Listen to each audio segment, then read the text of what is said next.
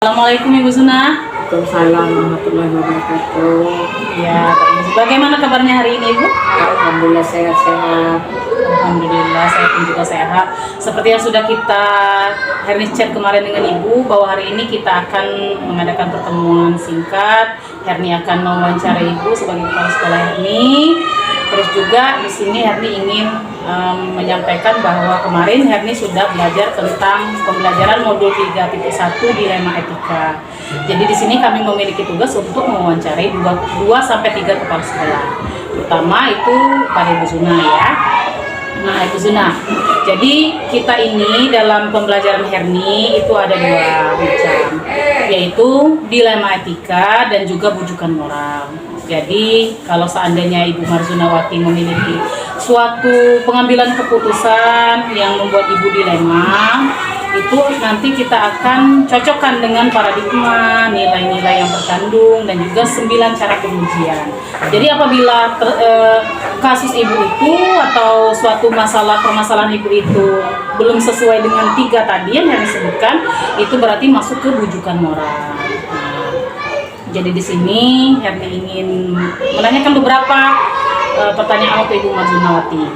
Silakan. Ya. Menurut Ibu Marzunawati, pada saat Ibu mengalami suatu kasus, itu kasusnya seperti apa? Apakah kasus yang Ibu alami dilema etika atau bujukan moral? Kira-kira kasus yang Ibu pernah alami itu kasus yang seperti apa?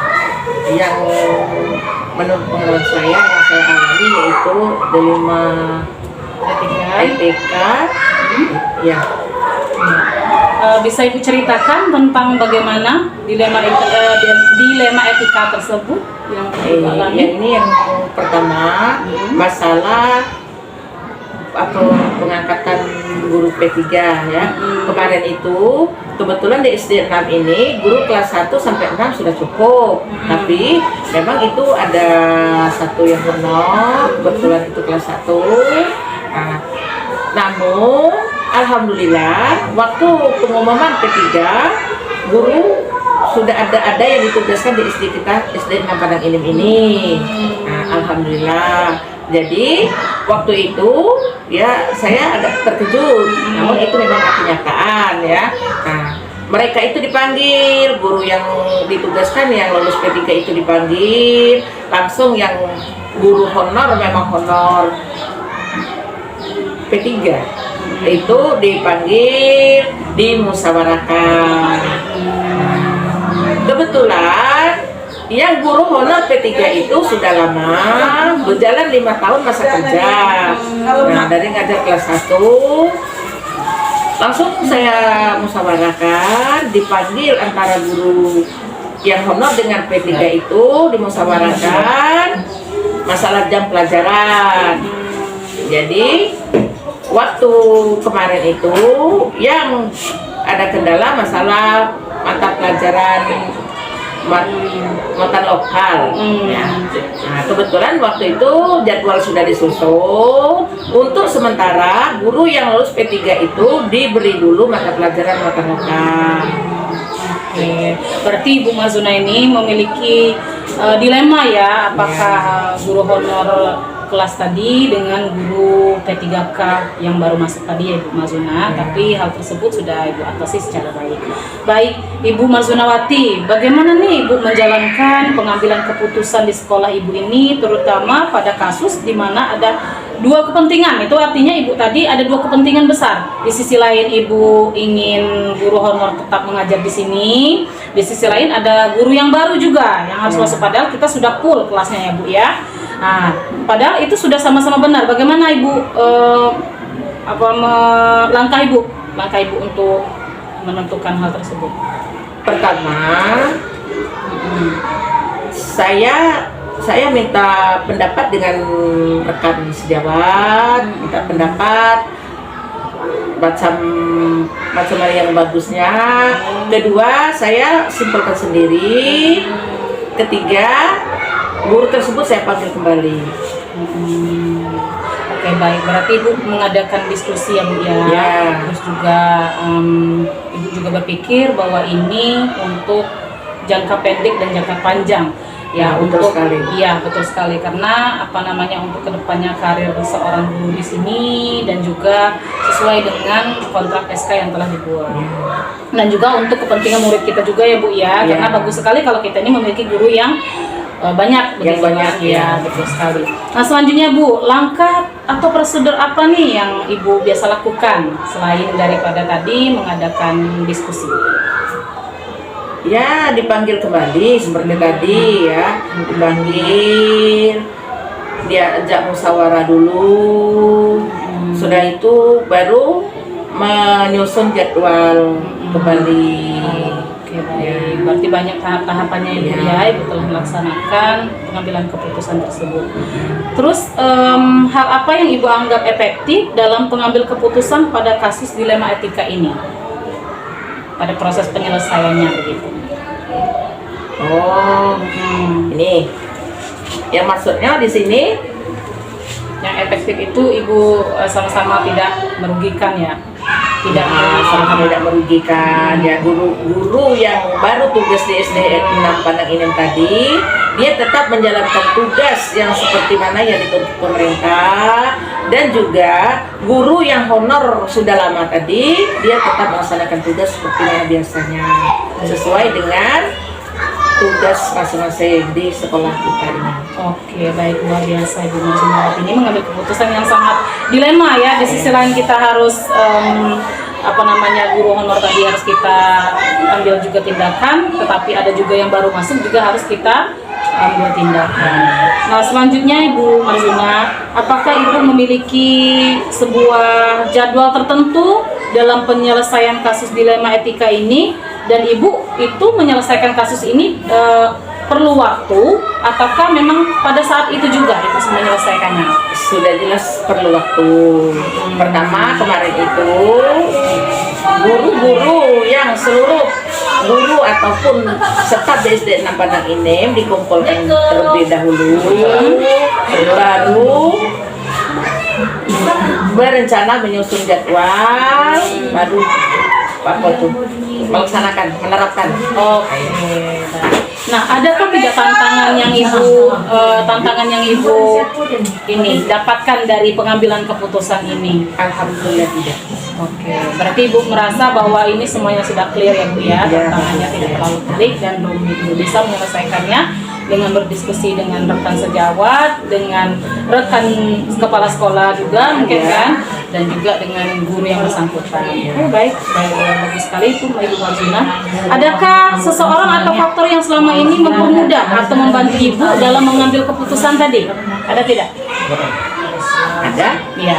Satu, ya teman sama-sama kepala sekolah. Kedua, ya rekan-rekan kerja sama-sama tugas di SD 6.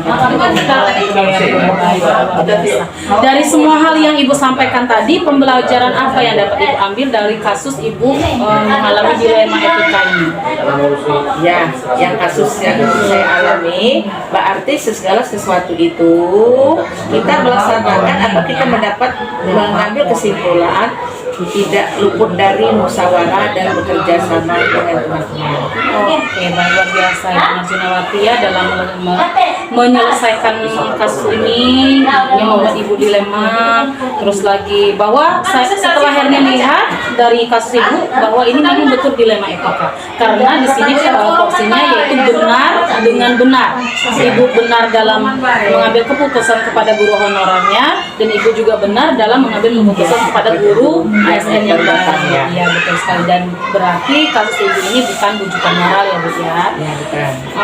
Mungkin ini saja wawancara kita hari ini Bu Marjunawati. Terima kasih banyak atas waktunya. Saya izin pamit.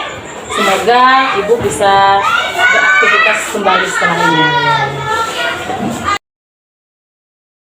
Gimana kabarnya hari ini Bu? Alhamdulillah baik, sehat. Alhamdulillah Ibu sehat, Ibu baik, sama juga Herni juga sehat dan baik juga ya Bu ya.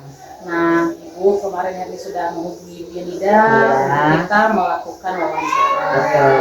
Nah Ibu, saya sedikit bercerita bahwasanya kemarin Herni sudah masuk ke modul 3.1 dalam pendidikan guru penggerak ini.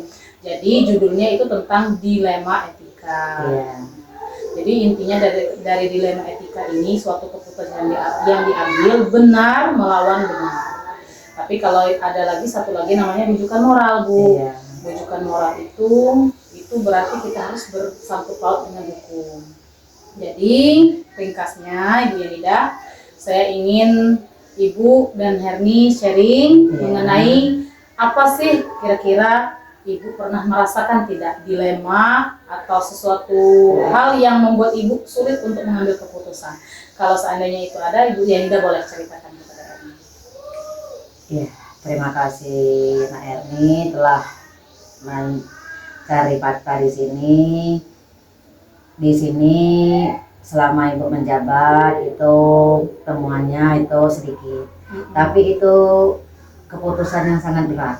Nah, terutama itu di zamannya sekarang ini anak-anak di sini, guru-guru di sini mengajarnya banyak itu. Kemudian ada penerimaan P3K. Mereka itu tahun kemarin lulus 4, tahun 23 ini juga lulus 4 orang. Pertama dia mendaftar itu kelas kami itu cukup 10 rombel. Nah, ketika mereka lulus, kebenaran ada satu guru yang masuk ke sini. Nah, jadi kelas kami otomatis berkurang karena siswanya berkurang.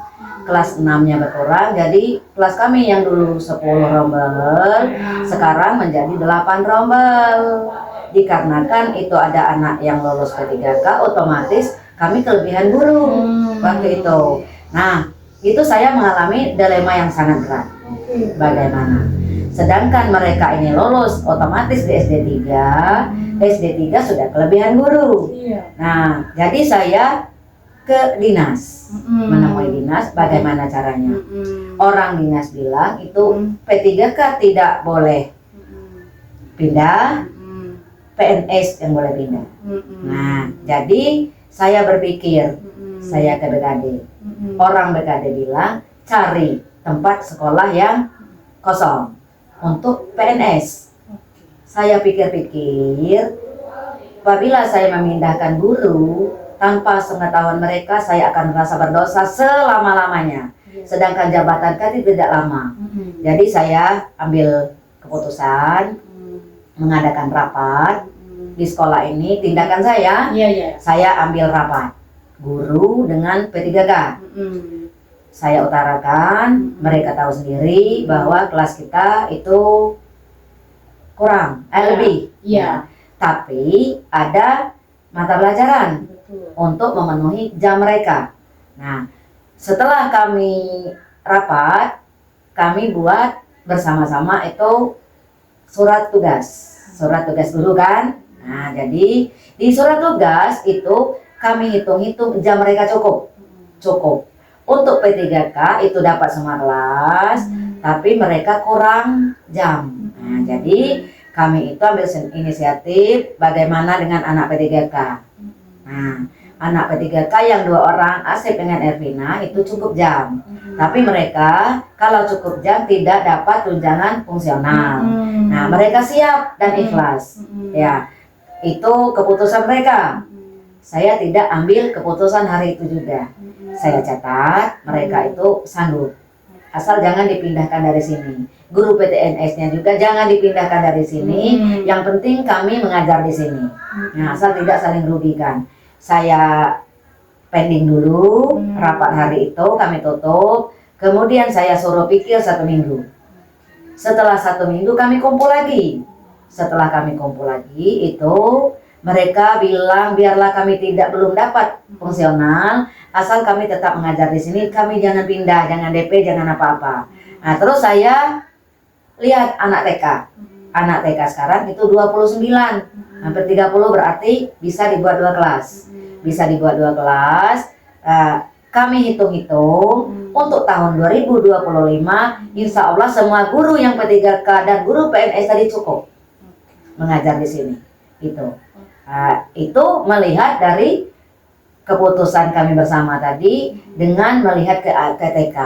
Makanya saya itu plong rasanya setelah mengadakan rapat tadi, menghasilkan keputusan yang dengan tulus ikhlas tadi di atas kertas. Jadi mereka itu tidak ada yang, bahkan ada yang apa kata ibu kami akan menurut. Oke. Ya. Luar biasa sekali. Iya ya, Ibu itu. Yanida ya. Hebat sekali Ibu Yanida. Alhamdulillah. Nah, selama menjalankan pengambilan keputusan, Ibu ini berarti mengambil nilai kebajikan yaitu jangka pendek, Iya. jangka panjang ya Bu ya. Oke, karena Ibu memikirkan bahwa kedepannya nanti Ada kemungkinan yang tidak memberatkan dari guru Iya. PMK tersebut. Selanjutnya langkah atau prosedur apa yang sudah dilakukan tadi untuk mengambil keputusan tadi? Prosedur saya tadi, saya lihat dari fakta sebelumnya, itu makanya saya ambil prosedur tadi rapat. Oke. Ya, rapat tadi. Nah, hal efektif dari Ibu mengambil keputusan terus melaksanakan prosedur dengan baik, yang paling efektif itu dalam mengambil keputusan itu yang seperti apa Ibu Yanida? Yang paling efektif menurut saya itu saya ajukan pertanyaan ke mereka, apa mereka tetap berada di sini dengan tidak fungsional, itu efektif itu. Apakah ada guru PNS yang siap bersedia karena sudah ada 2 SD yang siap menampung itu. Tapi yang paling efektif mereka itu tidak mau pindah dari sini. Oke, berarti komunikasi yang baik antara Ya. Ibu dengan guru yang tadi ya Bu ya, dan guru PNS juga. Ya. Nah, selanjutnya tantangan apa yang Ibu rasakan pada saat Ibu menentukan dari permasalahan dilema ini? Tantangan saya yang saya pikirkan itu, tantangannya itu apakah mereka ini akan sanggup tidak menerima tunjangan fungsional, apakah mereka ini dengan ikhlas atau keterpaksaan. Nah, itu tantangan saya. Oke, ya, menjadi dilema. Selanjutnya Ibu dalam menentukan keputusan tersebut, apakah Ibu menentukan keputusannya pada hari itu juga, ataukah Ibu membuat jadwal untuk kedepannya gitu, dalam pengambilan keputusan ini? Oh tidak, pertama saya ancang-ancang dulu akan bagaimana, terus bagaimana, setelah itu saya rapat pertama kali, kemudian rapat keduanya baru menentukan keputusan. Oke, berarti tidak bisa hari itu juga Tidak ya Bu bisa ya? itu juga. Nah, selanjutnya ada tidak faktor pendukung dari orang luar atau warga sekolah terkait dalam Ibu mengambil keputusan ini? Faktor pendukung merekanya sendiri dengan orang tuanya. Ya, orang tua yang bersangkutan. Itu menghadap ibu bahwa anaknya yang lulus P3K biar di sini. Luar biasa sekali Ibu ya, dan banyak sekali melibatkan berbagai pihak. Banyak. Oke, luar biasa. Nah, ini yang terakhir Ibu Yanida ya. Pembelajaran apa yang dapat Ibu ambil dari kasus ini setelah Ibu menyelesaikan kasus ini, mengambil keputusan, mengajak bermusyawarah, melibatkan berbagai pihak, apa yang dapat Ibu ambil menjadi suatu pengalaman Ibu? Oh, pengalaman saya itu setelah saya pikir-pikir itu yang latar belakangnya itu kami itu kurang melihat ke siswa. Jadi kelas kami kurang perhati waktu itu. Nah, akan bagaimana tahun depan sehingga terjadi hal yang demikian. Ya. Jadi itu bisa menjadi pembelajaran Ibu agar nanti suatu saat kami lihat dulu lokalnya, kita analisis dulu, ya betul sekali Ibu. Tapi setelah Ibu menyelesaikan ini, bermusyawarah dengan baik, itu pastilah ada solusi. Dan juga kita memajukan murid-murid kita. Itu untuk kemajuan siswa kita. Iya betul Pak, betul sekali Bu ya. Itu saja Ibu Yanida yang ingin saya wawancarai kepada Ibu. Terima kasih kepada Ibu Yanida yang sudah sharing mengenai kasusnya atau ceritanya, dilemanya, bahkan cara mengatasinya. Ibu sudah punya semua. Menurut Herni, Ibu sangat hebat sekali dalam menganalisa dan menentukan suatu pilihan. Mungkin hanya itu yang Herni ini sampaikan. Kita cukupkan pertemuannya. Semoga ke depan bisa bertemu lagi dengan Ibu. Terima kasih. Herni bisa sharing-sharing. Bertemu dengan anak Herni. Semoga kedepannya lebih sukses lagi. Amin, ya Rabbal Alamin. Kami izin pamit Ibu Yanida, terima kasih banyak ya Ibu. Iya, terima kasih ya. Jangan bosan-bosan. Baik, misi Bu. Assalamualaikum warahmatullahi wabarakatuh. Saya Marzunawati SPD, Kepala Sekolah SD 6 Panang Inim, Kecamatan Panang Inim. Mengucapkan pada Ibu Guru Herni Susanti SPD, selamat berjuang, selamat menjalankan tugas dengan semangat. Semoga mendapatkan hasil yang gemilang. Amin. Semangat. Assalamualaikum warahmatullahi wabarakatuh. Saya Yanida SPD, Kepala Sekolah SDN 3 Panang Enim.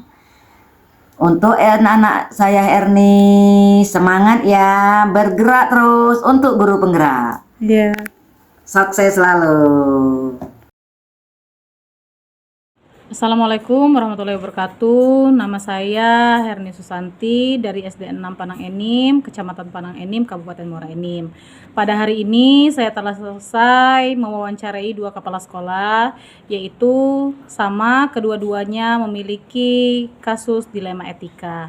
Jadi di sini saya bisa menarik kesimpulan atau berefleksi bahwasanya kasus tersebut telah diselesaikan dengan baik oleh kepala sekolah dengan cara bermusyawarah dan juga menerapkan nilai paradigma dan 9 uji coba dalam menggunakan penyelesaian kasus ini.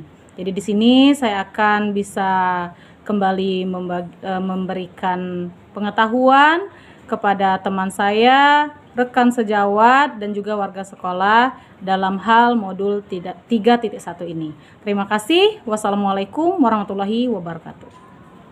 Guru penggerak, bergerak, tergerak, menggerakkan. Yes. Guru penggerak, tergerak, bergerak, menggerakkan.